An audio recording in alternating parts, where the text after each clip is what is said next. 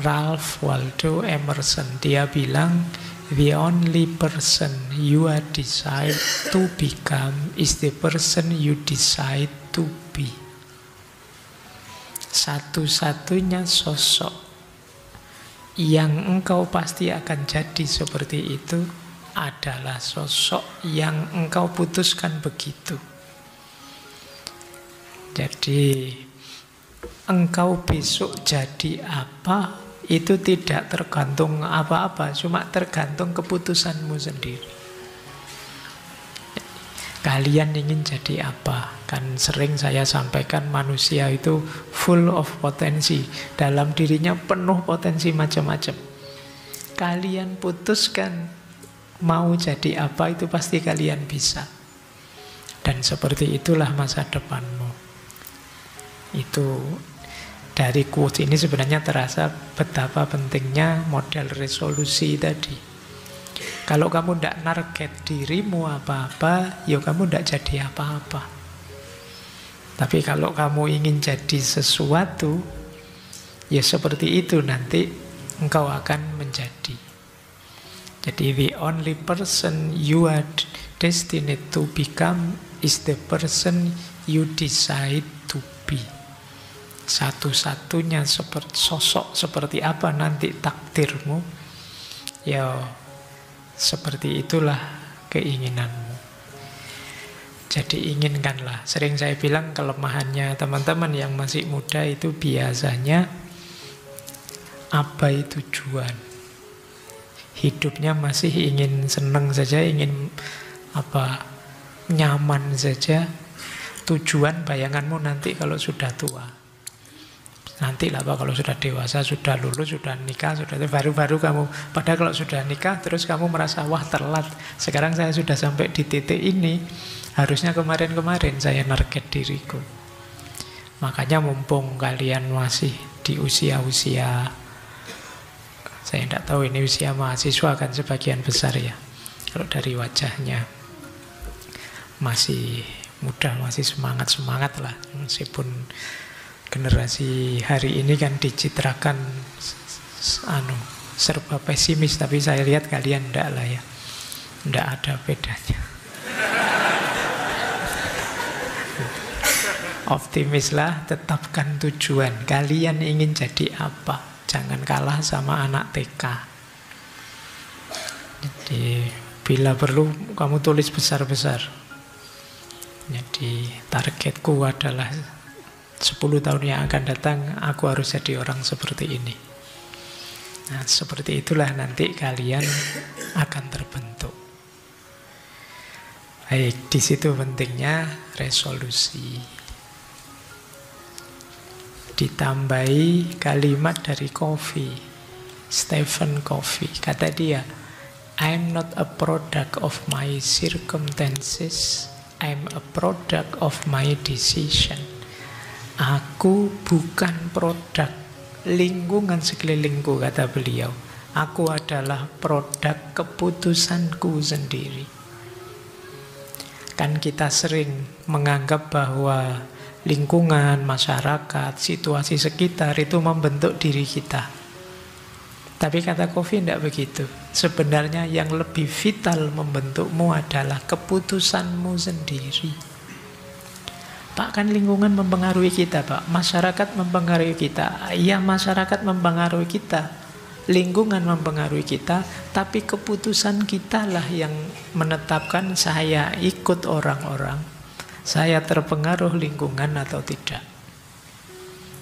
Jadi sebenarnya kuncinya di keputusan kita. Maka kalian tidak boleh cengeng kalau merasa salah arah, salah tujuan, terus wah ini lingkungan saya, Pak, masyarakat saya. Tidak.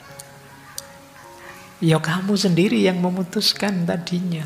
Wong kamu menolak juga bisa kok. Kamu nawar juga bisa. Tapi kamu milih ikut saja, ya seperti itu nasibmu akhirnya.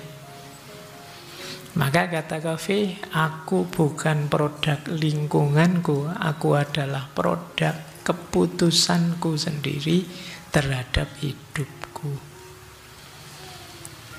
Jadi mari kita mulai, kalau bahasa saya ya, membuat resolusi-resolusi semacam ini, itu bagian kita mulai menseriusi hidup.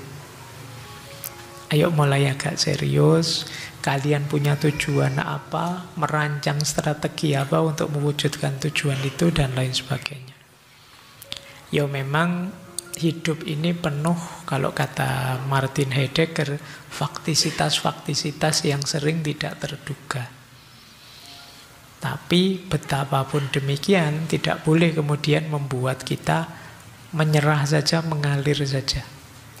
Kata Heidegger, tetap kita harus jadi seorang Dasein, seorang manusia yang otentik versi diri kita sendiri.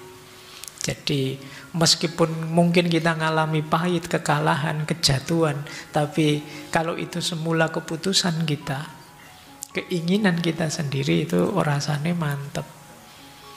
Daripada sudah ikut-ikutan orang, keliru, jatuh, kalah, itu lebih pahit.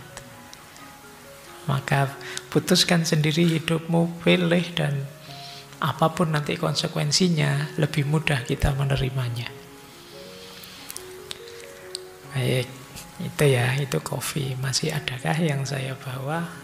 Ada Epictetus, Stoik ini ya. Kalau ini sudah ahlinya kalau ngomong tentang tema-tema seperti ini. Kata beliau, first say to yourself what you would be. Pertama, katakan pada dirimu apa jadinya dirimu nanti, and then do what you have to do. Lalu lakukan apa yang harus kamu lakukan. Jadi kalau pas tahun baru kemarin, ya hari ini juga tidak apa-apa sih mau bilang, tahun ini saya harus hafal Quran 30 juz misalnya. Contoh, tidak apa-apa ya. Atau juz 30 misalnya, kalau tidak kuat. Ya kalau tidak bisa semuanya, setengahnya saja. Atau ya 5 surat saja dari juz 30 kan tidak apa-apa. Paling tidak kalau ngimami kan tidak kulhu terus. Biar ada variasinya misalnya. Tidak apa-apa, itu resolusi juga. Jadi katakan pada dirimu kamu ingin jadi apa, dan lakukan yang harus kamu lakukan. Ini Epictetus, Stoik ya. Baik, saya tidak lama-lama, nanti sampai jam 9 terus kita dialog. Ada kalimat dari Imam Syafi'i.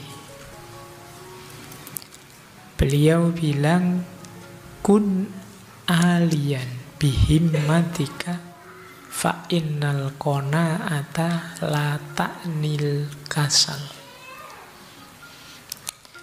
Jadilah engkau orang yang berkeinginan tinggi, bercita-cita tinggi.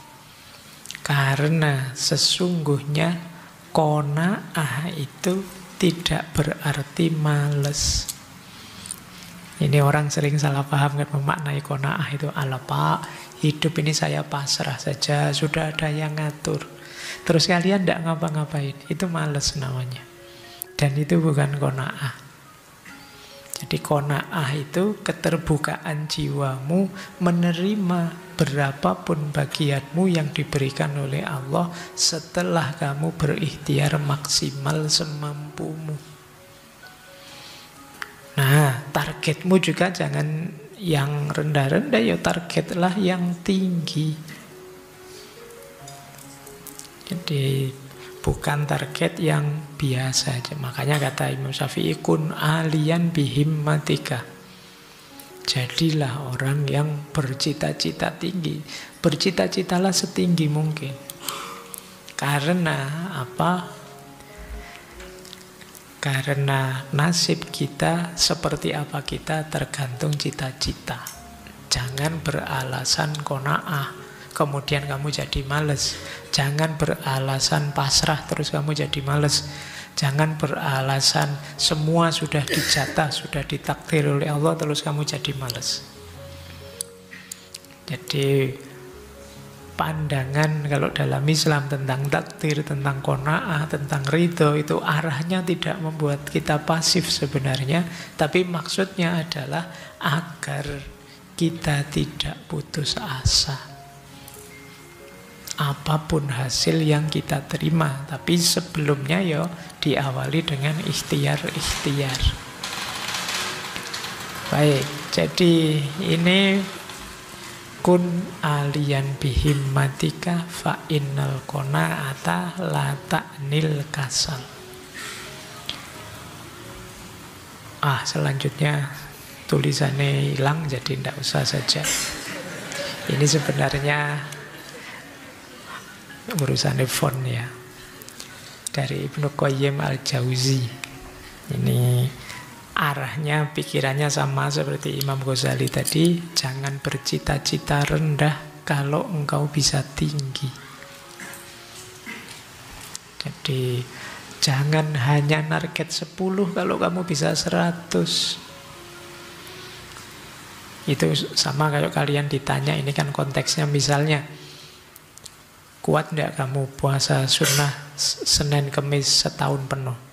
Kuat sih, kuat Pak. Berarti kuat, sudah target sepenuhnya. Itu namanya jangan target yang lebih rendah kalau yang tinggi kamu kuat. Kira-kira kamu baca satu buku seminggu bisa enggak? Bisa Pak kalau satu buku seminggu. Ya sudah, target saja satu buku seminggu. Jangan target satu buku satu bulan. Kalau seminggu bisa tamat. Ini quotes dari Ibnu Qayyim ini. Jangan menuju yang lebih rendah kalau engkau bisa lebih tinggi. Ini berarti sebelum itu kalian harus bisa membaca dirimu, kapasitasmu, kemampuanmu. Kadang-kadang kita itu milih nyaman, milih tidak repot, milih enak dan aman saja. Akhirnya kita target yang level-level bawah. Padahal kita lebih tinggi bisa. Dari sini nanti mari kemudian kita tetapkan, berarti saya harus punya resolusi. Saya harus punya target-target. Paling tidak setahun ke depan, tahun baru 2026 saya harus jadi seperti apa sudah. Kualifikasi saya sudah naik berapa jenjang. Nah, ini kalian mulai sekarang ya. Nah, sekarang kita belajar sebentar caranya gimana, Pak. Ada beberapa strategi untuk kita bisa membuat resolusi. Nanti setelah ini silakan teman-teman bikin resolusi sendiri-sendiri. Yang pertama jelas ya, bikin tujuan. Tetapkan tujuan. Diingat-ingat tujuan yang spesifik, jangan yang umum. Kalau umum biasanya tidak jalan. Kamu cita-citanya jadi apa? Jadi orang yang berguna, Pak, bagi nusa, bangsa, agama, dan orang tua. Wis itu alamat gak melaku mesti. Tujuanmu terlalu umum. Jadi bikin yang spesifik, nanti ada rumusnya. Pak, saya target biar kualitas diri saya meningkat. Tahun ini saya harus menamatkan misalnya 10 buku filsafat pokok, 10 komik, 10 misalnya, kan boleh. Itu kan bisa diukur. Jadi bikin target yang spesifik, jangan yang umum. Saya ingin jadi orang yang lebih soleh, Pak. Ini terlalu umum. Spesifiknya ya, saya ingin sholat 5 waktu saya full, Pak. Tidak bolong-bolong lagi. Ini lebih spesifik. Jadi jangan membuat resolusi yang umum. Biasanya tidak jalan. Kalau kalian, Pak, saya ingin jadi anak baik. Nah, itu berat. Mesti tidak jalan nanti. Jadi bikin target yang spesifik. Kemudian buat rencana bertahap. Apalagi kalau resolusi kita besar. Jadi kalau teman-teman ingin menguasai skill apa, itu bertahap. Bulan pertama bisa apa, bulan kedua bisa apa, bulan ketiga bisa apa. Sehingga nanti 12 bulan terwujud seperti yang kita inginkan. Kayak tadi Pak, saya ingin hafal juz 30 Pak. Berapa surat di juz 30? Januari harus hafal berapa surat, Februari berapa surat, nanti sampai Januari 2026 tuntas, hafal semua juz 30. Nah ini ada tahapan. Saya ingin lulus kuliah, skripsi selesai, ujian dan wisuda Pak di tahun ini. Kalian harus tetap punya target. Oh berarti bulan depan saya harus sudah seminar, kemudian bimbingan 1 semester sekitar 6 bulan setelah itu.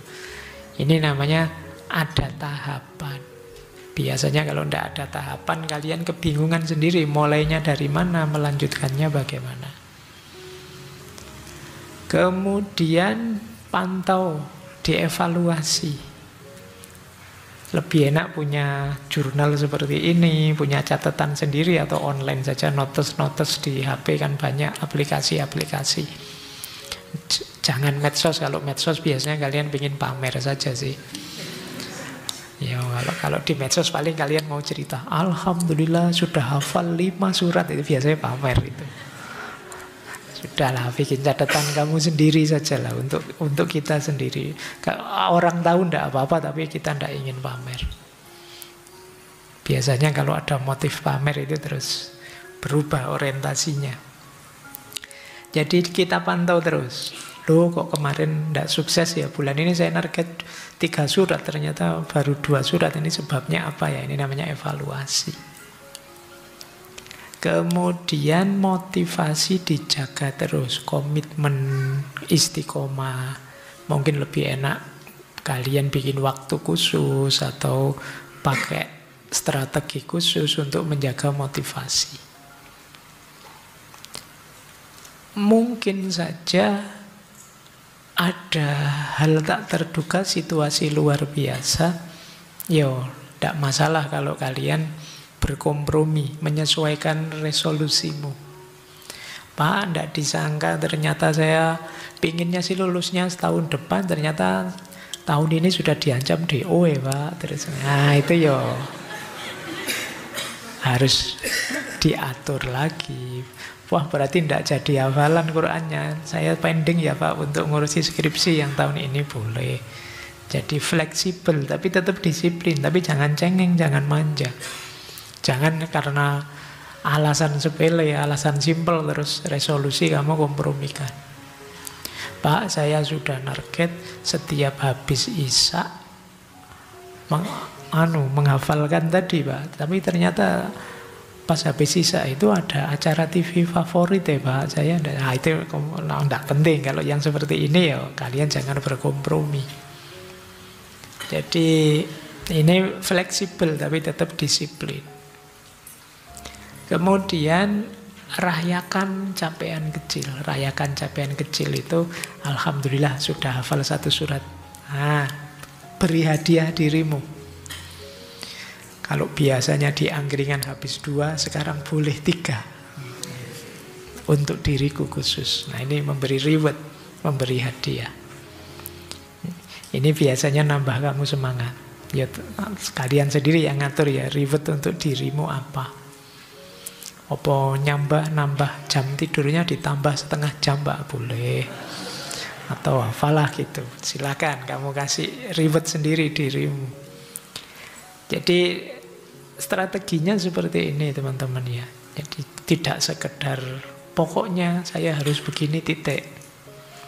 Jadi, pastikan itu realistis. Kemudian bikin tahapan-tahapannya dalam setahun. Pantau mungkin dengan catatan, dengan jurnal atau apa. Motivasi dijaga, jangan cengeng. Mungkin ada perubahan besar yang harus beradaptasi, yo jangan kaku. Kalau ada capaian, rayakan itu dengan gayamu, dengan versimu sendiri. Nah, saya tiba-tiba teringat, mungkin teman-teman pernah mendapat materi ini. Konsep namanya SMART. SMART itu dari Josti Duran. Ini beliau nulis di jurnal Management Review. Teorinya terkenal sekali, dipakai di banyak perusahaan, namanya SMART. Ini artikelnya, judulnya There is a Smart Way to Write Management Good and Objective. Jadi SMART itu singkatan dari Specific, Measurable, Achievable, Relevant, Time Bound. Spesifik itu seperti tadi ya, konkret, jelas, tidak ngawang-ngawang. Jadi tidak ideal yang abstrak, tapi spesifik. Measurable, measurable itu terukur. Ya kayak kita tadi, 1 bulan 1 juz Pak saya ingin menghafalkan, atau 1 bulan 1 surat Pak. Ini namanya measurable, terukur. Kalau gagal kan bisa, oh saya tidak mencapai target berarti gagal. Ya, misalnya saya tahun ini bikin latihan sabar Pak. Nah, ukurannya apa? Dalam 1 bulan itu maksimal saya harus marah sekali saja misalnya. Itu kan kalau ada kata sekali, 2 kali, ini kan namanya terukur. Kalau sudah, wah ternyata 2 kali bulan ini, padahal target minimalnya, maksimalnya sekali, saya 2 kali. Itu evaluasi nanti jalan. Terus perbaikannya seperti apa? Itu measurable. Kemudian achievable. Jangan bikin resolusi yang kalian tidak bisa mencapai. Konkret sih, measurable sih, tapi tidak achievable. Tidak bisa dijangkau. Wallahu a'lam. Wong sekarang ngaji saja tidak pernah kok tiba-tiba target hafal 30 juz itu wis. Nah, ya, jadi baca buku aja berat.